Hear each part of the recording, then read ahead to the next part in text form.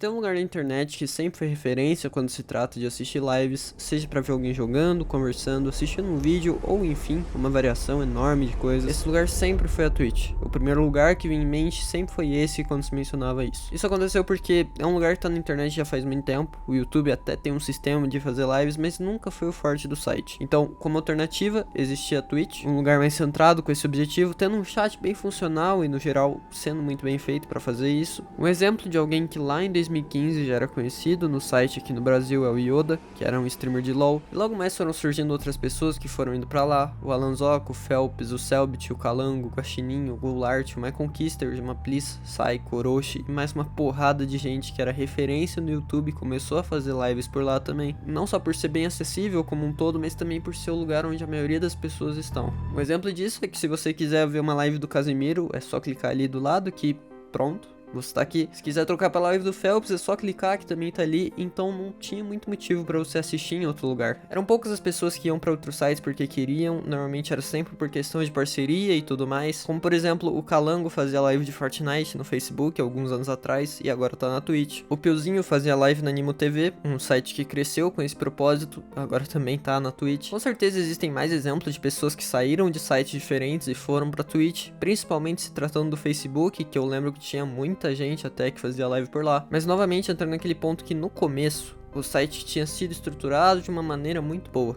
tendo como apoiar a pessoa que você assiste com uma quantia muito baixa de dinheiro e até de graça se você tiver o plano da Amazon. E pensando assim, não teria muito problema em dizer que o site é um bom lugar para se começar com isso e continuar seguindo, mas nem tudo na vida são rosas. Conforme o tempo foi passando, muita coisa aconteceu dentro do site, muitas regras foram colocadas e alteradas. Não só isso, mas também são raros os momentos em que você entra numa live e não aparece 1 ou 2 anúncios para você ver. Isso quando não são casos extremos que pode acontecer de ter até 5 anúncios para mais, um atrás do outro para você assistir. E não tem como negar que isso é simplesmente deprimente. A vontade que você perde para assistir essas lives quando cai 3 anúncios um atrás do outro é enorme, fazendo até ter casos que você desiste de assistir para ir fazer alguma coisa diferente. Fora que tem inúmeras coisas que fazem o site não ser visto do mesmo jeito já tem um tempo. O próprio CEO da Twitch falou sobre isso ao vivo com o pessoal brasileiro alguns dias atrás, onde foram mencionados diversos pontos ali no meio, mas os mais importantes, como esse ponto dos anúncios que eu comentei antes, a única coisa que disseram foi que simplesmente vai continuar do mesmo jeito e é isso, mas chegou a um ponto tão saturado que ele não tem ideia da falta de vontade que isso cria com o espectador de continuar assistindo ou sequer dar uma chance de assistir algo dentro do site. Mas bom, continuando, também é comentado sobre uma taxa de 30% por causa de impostos que ficam lá nos Estados Unidos.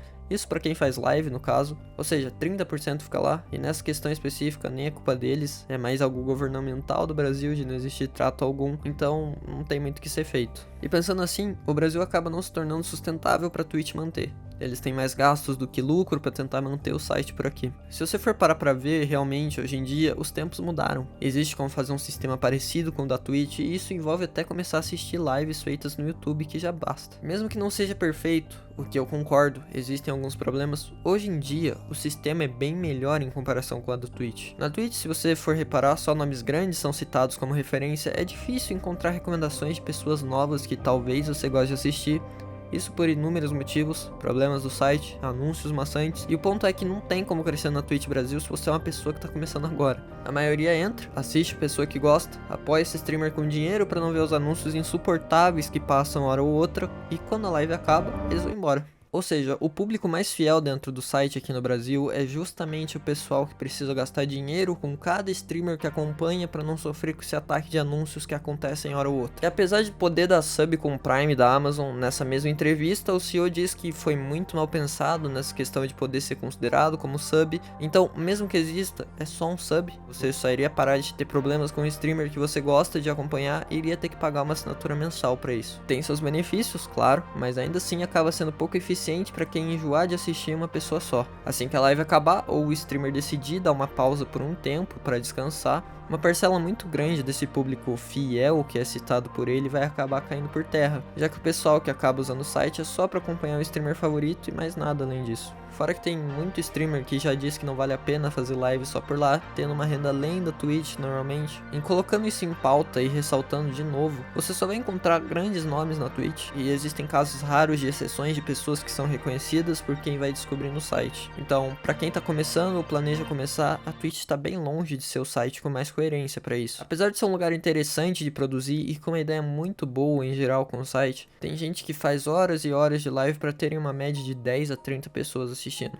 O que, pensando assim, faz mais sentido você conseguir arranjar um jeito de crescer antes, seja por TikTok, YouTube, fazendo algo diferente da Twitch, pra assim que conseguir crescer, tentar migrar o seu público pra lá, assim como foi com alguns casos que eu já citei antes. Mas a esse ponto, como eu já disse e vou repetir de novo, são casos raros e exceções. Não é todo mundo que consegue crescer de um dia pro outro, fazer algo que dê certo e conseguir milhares de visualizações. Exige esforço, frequência, dedicação e principalmente tempo para fazer tudo isso. O que honestamente, se for levar em consideração, vale mais a pena simplesmente fazer uma live em qualquer outro site e arriscar por lá, do que tentar depender de um site que já não se garante tem muito tempo quando se trata de canais pequenos. De qualquer forma, é só um modo que eu interpretei baseado no que eu vi, e com isso eu afirmo e julgo não valer a pena arriscar sendo um criador novo. Mas aí vai de você decidir o que quer fazer também. Enfim, eu tô realmente surpreso que eu consegui fazer 4 ou 3 vídeos em uma semana só. Eu não sei o que deu comigo essa semana. Mas bom, obrigado por me ouvir até aqui. A gente se vê no próximo vídeo. E até mais.